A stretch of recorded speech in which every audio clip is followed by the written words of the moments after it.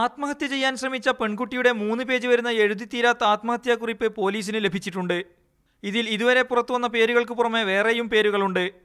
റാക്കറ്റിന്റെ പീഡനത്തിനും ഭീഷണിക്കും വിധേയരായ കോഴിക്കോട് ജില്ലയിലെ വിവിധ പ്രദേശങ്ങളിലെ പെൺകുട്ടികളുടെ പേരുകളും ഇതിൽ സൂചിപ്പിക്കുന്നു. സാജിദുമായുള്ള ബന്ധം വീട്ടിലറിയിക്കുമെന്ന ഭീഷണിയാണ് സഹ്ലയെ ആത്മഹത്യക്ക് പ്രേരിപ്പിച്ചതെന്നും കുറിപ്പിൽ പറയുന്നു. എന്നാൽ പോലീസ് അന്വേഷണം ഈ ഗതിയിലല്ല മുന്നോട്ടു പോകുന്നത്. പോലീസിന് മുന്നിൽ കീഴടങ്ങിയ സാജിദിനെ അറസ്റ്റ് ചെയ്യാതെ ജാമ്യത്തിൽ വിടുകയായിരുന്നു. ഇടനിലക്കാരി സെറീനയെയും ഇന്നലെ മാത്രമാണ് പോലീസ് ചോദ്യം ചെയ്യാൻ തയ്യാറായത്. ഇതിലുള്ള പ്രതികളെ സംബന്ധിച്ചും ഇതിലിരയായവരെ സംബന്ധിച്ചുമുള്ള എല്ലാ കാര്യങ്ങളും അതിലടങ്ങിയിട്ടുണ്ട്. സമരപ്രഖ്യാപന സമ്മേളനം തന്നെയാണത്. ഘട്ടം ഘട്ടമായി ഞങ്ങളതിൽ ഓരോ സംഗതികളും നടത്താൻ വേണ്ടി തീരുമാനിച്ചിട്ടുണ്ട്. അങ്ങേ അറ്റം വരെ പോകാൻ ഞങ്ങൾ തയ്യാറാണ്.